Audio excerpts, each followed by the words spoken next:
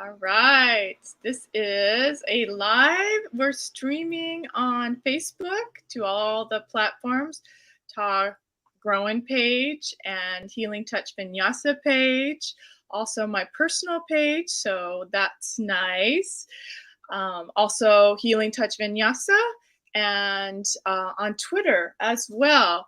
So this is such a special interview because I have one of my most dear friends and favorite people, Arati Lane, here with me. We've done work together, teaching, yoga teacher training. We've done 2 trainings together, and we're about to do another training together. But this is a 300-hour instead of a 200-hour. And yeah, we're just letting everybody know who you are, Arati Lane, and what our training is about. But we do have a focus because it's always nice to have a focus, right? So our focus today as teachers, as experienced teachers for I've been teaching since 1997, and Artie's been teaching, oh my gosh, a couple years before that. So between us, we have decades of experience. And so the focus is, how do we teach privates? What are our top tips? Maybe we'll keep it to, on one hand, less than 5 tips for teaching one-on-one clients. So that's our focus today, because teachers are overwhelmed with teaching too many classes, too many studio classes. So the goal, and I've done a lot of research on this teacher, what is the next step for those teachers? What would they like to see evolve in their own careers? And most of the time I would love to feel the confidence to teach privately. And so that's what we're all about, because we both do that. That's what we do. That's how we make a living. We are full-time yoga teachers. And the way we can do that full-time is because we have private clients. Yeah, so there we go. So I just wanted to set that premise up. But maybe you can share, Arti, just a little bit of who you are and a little history of your yoga career, and then we'll go from there. So very happy to be here, Ta. Very special always to be with you, and always good what's coming from you. I think I know you and respect you very much as a progressive, modern, today thinking being woman, evolved and really walking her talk. So I'm excited that we are planning on doing another teacher training, because it was quite a pleasure and always good to be immersed with teachers and students of this so delicate and so passionate and wonderful and important topic of yoga. Yoga for what it is for me, for you, and how can we make this a profession. And I, like yourself and your research, was actually my very first yoga teacher training, the Shivananda yoga teacher training in upstate New York at the Yoga Ranch, was in 1989. So more than a couple of years, and then I actually started teaching that very same year. And then I became, with each training I took quite a few, I became more specific also. I started to do more research, and I think what a lot of yoga teachers crossing my path, and also yoga teacher friends and other professionals, they do a lot of self-healing, and that also kind of opens the path for self-healing, and that's how we are guided oftentimes. And so it was for me. It was also definitely guiding me in what way can I use this to really deepen my own healing, and then pass that on, because that is just a most wonderful thing to share on this knowledgeable level. I have trainings but also how did I really integrate that into my life, what I'm doing with it. And this is my very good example here, is how did I really use all this. And so that's, I think, a good intro to how come to that one wants to become a teacher, from classroom yoga studio teaching to seeing people one-on-one, is because you become more specific, because you naturally internally you're realizing you have been specializing. We, after some years, we know what we're good at. This person is maybe understanding, I have an absolute knack for my tone of voice, my words. People are just giving me the background of they are hearing my voice when they're driving the car. They are hearing the voice, the words, etc. Other people have experience of, I'm really good at seeing where's the posture of, where can I help that person to deepen their own healthy practice. I think everyone, no matter what your experience as a teacher is, you will find that place where you start to see, I am good at this. This is also very interesting. So naturally, where I'm interested in. So I said something about my own healing journey. Obviously, when I wanted to heal my lower back, I was all over everything. What heals lower back was my very, very involvement, and I applied it, and so I became expert at it and helped a lot of people through sciatica and lower back pains, and I continue to do so. And I do this with this conviction of, like, I healed my back pain. Let me help you. Let me be there for you. And so it becomes personal, and that was naturally for me. It became the next thing to do.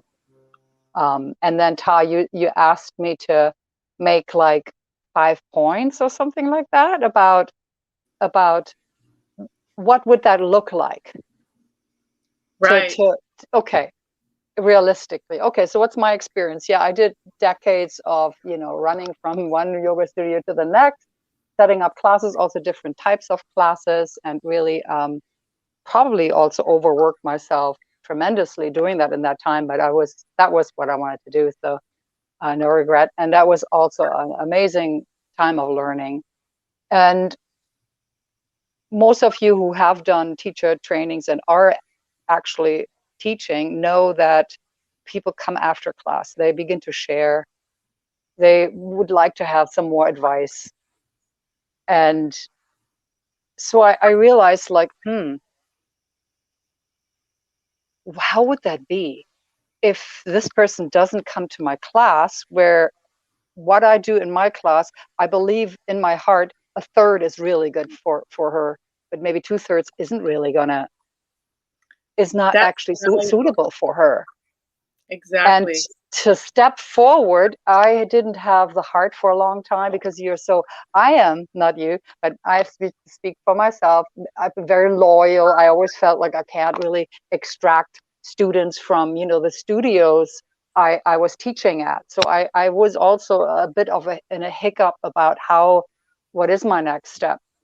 And then what happened is that I just agreed at some point to meet people, and then I started to also work together with a dear friend who's a doctor in San Diego, who's been taking so much, coming to my yoga classes, and so he started to refer me also, and I understood that for me, what I could offer is I can try my very best to completely be with you. So that would my very first point is, like, I will be with you.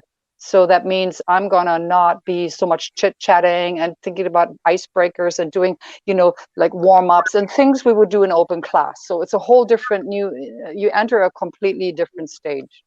Like everything what I would do to set up my open classes is really not applicable if it's one-on-one. So for me, I know that I do very well, and people open up when I create intimacy, and intimacy in a way of kind of coming close, doing very good listening skills, doing eye contact. Unless that if I observe that makes them nervous, then I will stop having intense eye contact. So monitoring myself, holding myself back. And I'm especially for the very first 5, 10, even 15 minutes. And I used to think like, oh, but they really want to move. It's like, no, they need to be seen and heard. So I guess that's my second point. So 2 points. I need to really see them. I really need to hear them. I love that. I really love that. And the part that I love the most about that is that you said the eye contact. No, maybe they're getting a little nervous and you back off. Because yes, we can overteach. We could have this intensity that we want to be so good at what we do and that it overwhelms them and they can sense that. So that's an excellent, excellent point. I learned that the hard way, right? Because I wanted to be so good and so intent and focused, and then that's too much. So I love that. That's one that new teachers don't get. You got to back off just a little bit so that they can be themselves and not feel intimidated by your teaching. I love that.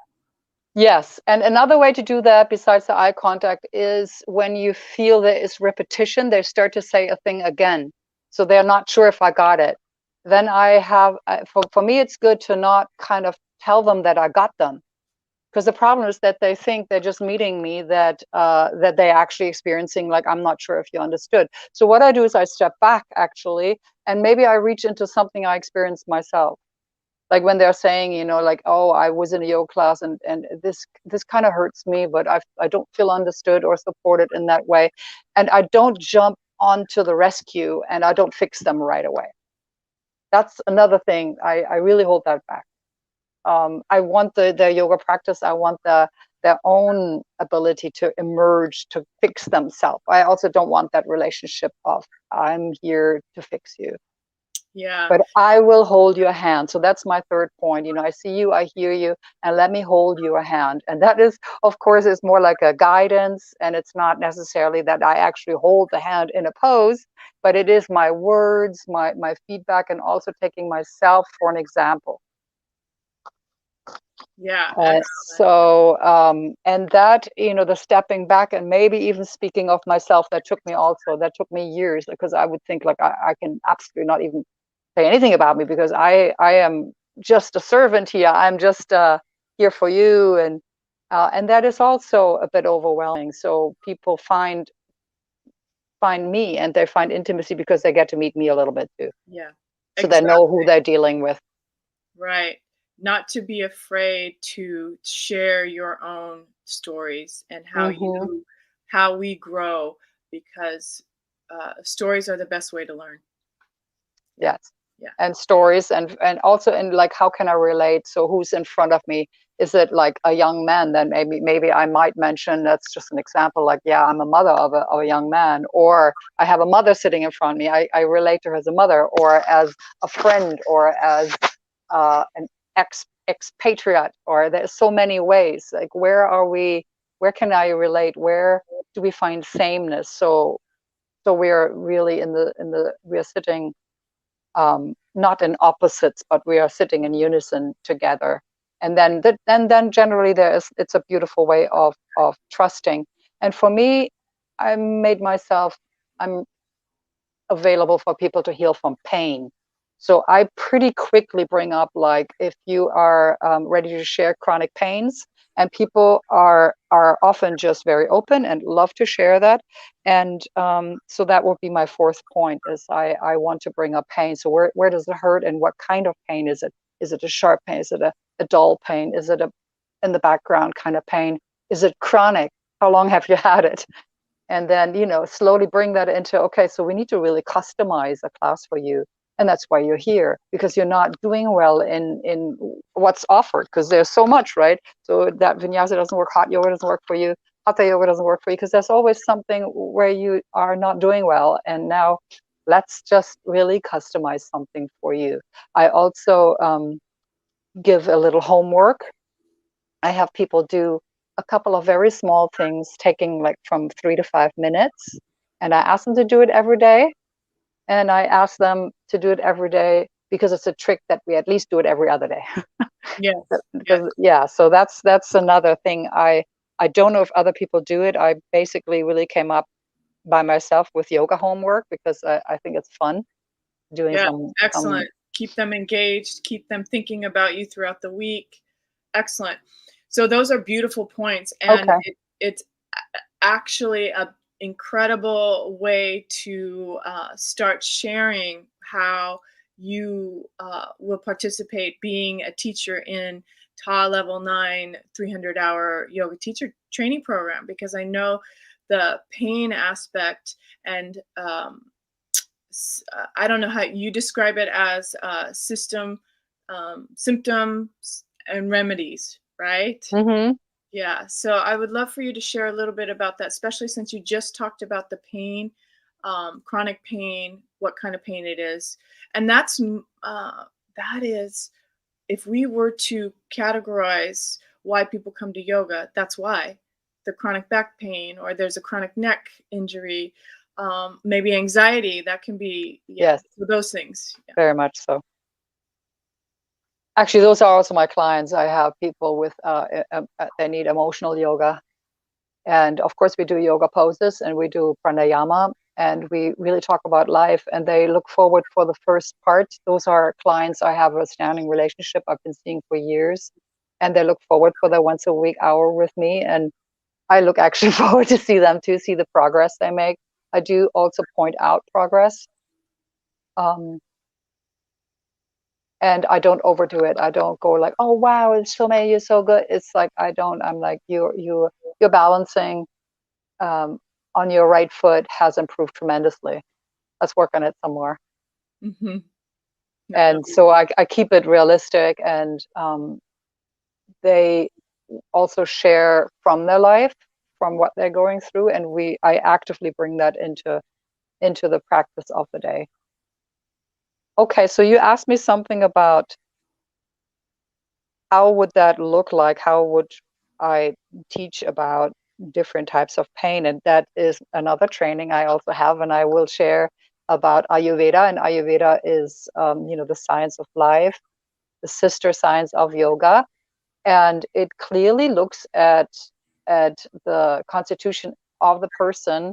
And typically, for that constitution, there's a very specific kind of pain. So people with a lot of fire, they're very fiery, so they may get, because of the fiery nature, they may love to do very athletic and powerful yoga, Ashtanga yoga, or hot yoga or something. But then over the years, they may increase the internal heat, and they may um, and have some increased inflammation, repetitive movement, and shoulders up, down, down, down. And so inflammation is a sharp pain. So I teach people there is specific different pains.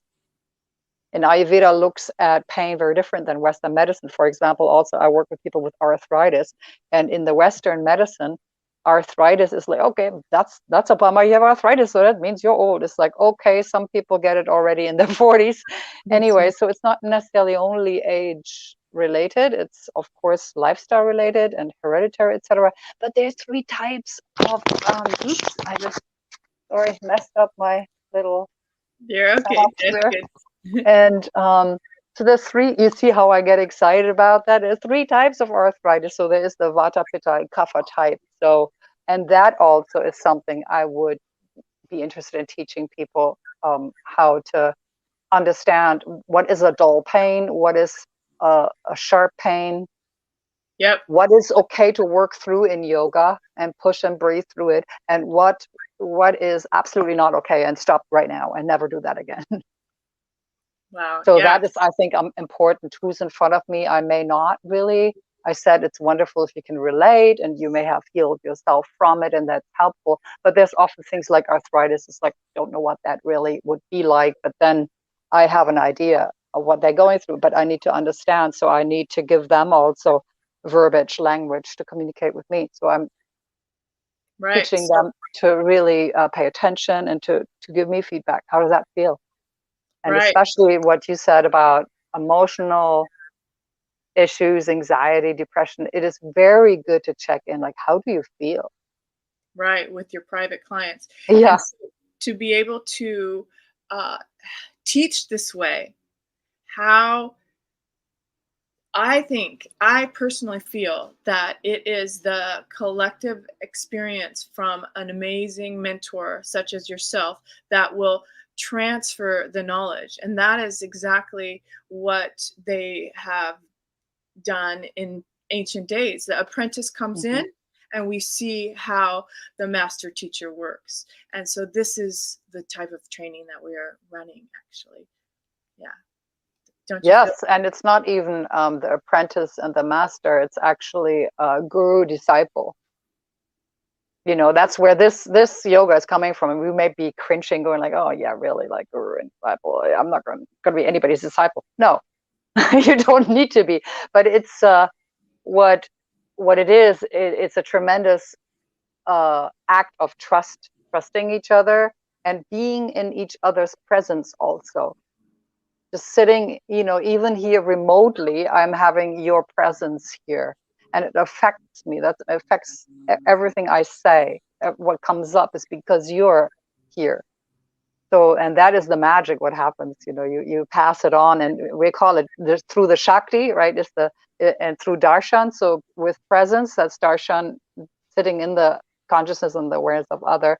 We pass on more than just what we can teach in words and what we can, you know, read up and basically absorb with other. But with an actual person, we can tap into their lineage. So if you're spending time with, let's say, me, you're tapping into all these master teachers I've actually been lucky enough to sit with in my life, and those Right. are big names. Yep.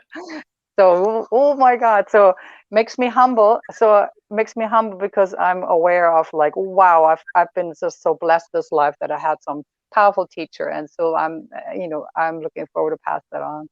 Yeah, that's exactly why this is coming to manifestation. I have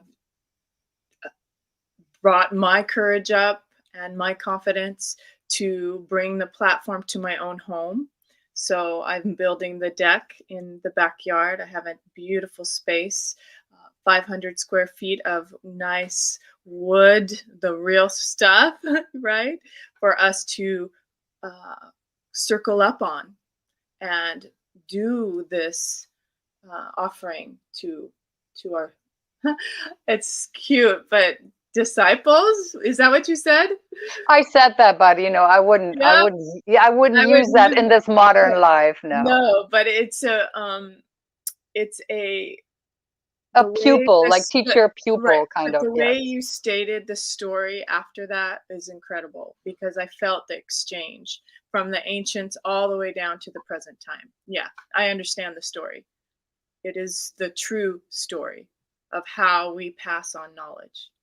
It's a current, and the current needs a conduit. So I'm, you know, I'm just going to make myself the best conduit I can be, and I take myself out as much as I can. So, you know, my ego personality is there, but that's, it's not about that. So, Right, it isn't about and that. that is something what I love passing on also, and that is also my hope for the pupils, for the yoga teachers, to be a conduit of this incredible wisdom. It's an art form, it's a healing, it's a tradition, um, and it's especially at this time we live in, the so-called Kali Yuga, or the dark age, the age of destruction. You know, this is, they say within the Kali Yuga, or the darker age of destruction, there is like a chunk of like a 10,000 year chunk, and we're in that right now. Like it's lodged into that dark. There is that golden age. So all these wisdom traditions are suddenly accessible. Wow, People are opening up. They're like, well, there's something here for me. right. So if that is you, I can't wait to meet you, Yeah. because we're called. You know, we have a calling, and people are really stepping up. We're in that time where people really understand that this is the most important um, power we can possibly have. You know, is if we become this current, and there is some higher knowledge going through me, is then I won't be suffering so much from these, obviously. Dark times means Kali Yuga, means the age of destruction. It's a large chunk of time, so we're going to be in it for a while.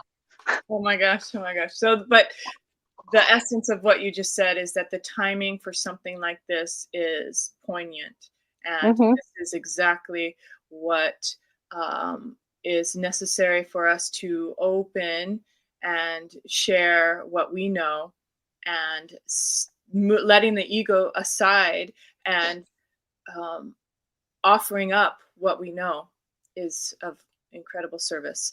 So, on that note, is there any last points that you want to make about the training that's scheduled in January? And yeah, I any love that you said circle up. So, because I believe the circle it has is sacred. So oh, that's on the nice. deck, yeah, Yes, you said that. the vision of us circling up, Hmm.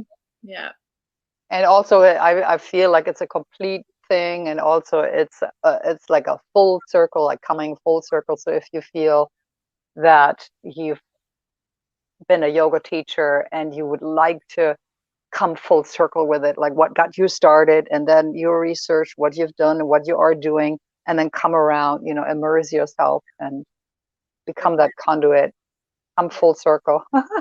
yeah. That's why I love teaching in a circle, because I can Hmm. see the intimacy, the equal sharing, you know, all of that. So Yes. yes, I have yes. I have one more thing, and you know me, Ta, I'm not only one more thing. I could always go on, but I think one more thing I would like to say is that we you asked me about teaching privately and one-on-one, and how I've loved that work very much, and I wanted to say that I find it also sacred because I have the teachings, the teachers, the divine, however you want to call it, sit there with us. So it's not just me, because I can't hold that much, it's impossible. So it is also kind of a circle, not just, one on one, but it's, Yeah, if that makes any absolutely. sense. So I had to Oh say yeah, that. absolutely. And that would be my number one tip for teaching privates, is to make sure you are hooked up and you feel the stream of all of your non-physical gurus and guides assisting you. So when we are connected as teachers to that infinite realm of all-knowing and wisdom, that is when and how our clients get the best benefit, Yeah. yeah, absolutely. Yeah. So that's it. And back to the training. How do you teach something like that? You you you are in the presence of it, and you become it. And so the more I do that for our trainees, the more you do that for your trainees, they feel it, and then it just passes on. Yeah. That's what we're talking about. Yeah. And I have goosebumps because of that. To my face is tingling. Yeah. Wonderful. So, what do you do if you want to find out more? Definitely go to togrowan.com. It's right there at the bottom of the screen, and scroll all the way down, and you'll find a quiz. You'll find this amazing quiz that talks about the energy and source and connection, besides other little questions that I want you to answer. So go to the quiz and see what happens when you take this quiz. And from there, you can make an appointment, and we can all speak together intimately, on whether this training is right for you or not. And we are in San Diego, so you would have to come to San Diego for 6 months, because it's every other weekend, and a little bit on Saturday morning. So every other weekend, full weekends, and then a little bit on Saturday, half a day on a Saturday. So yeah, so it's a commitment over a 6-month period in San Diego. All right, so yeah. It sounds beautiful. I like the deck, and I've seen it, and it's outdoors, so it's beautiful. It's under the sky. That's another part of how yoga started a long, long time ago. It wasn't in studios. It was actually outside. Yeah, nice. I Yeah, love it. and then we have a beautiful kitchen area, open kitchen plan, so we can come in for lunch. And there is an inside space too that is really beautiful as well. Yeah, so we have all of that. All right. Well, thank you so much. I Always a appreciate pleasure, Ta. You Yeah, know, I I'm appreciate always you. inspired by how spirited you just keep going and find new avenues and ways of presenting this absolutely beautiful offering, this gift, you know, of yoga, healing, and so many Yay. more things. So Yep, yep. thanks for having me here today. You're welcome. Thanks for being here. And until next time, Hmm. we'll definitely come on live again before the training, which is in January, end of January. So yeah, we'll maybe in a couple weeks have you back. Happy solstice and all the holidays and full moon and Yep, all of that. all of Bye. that.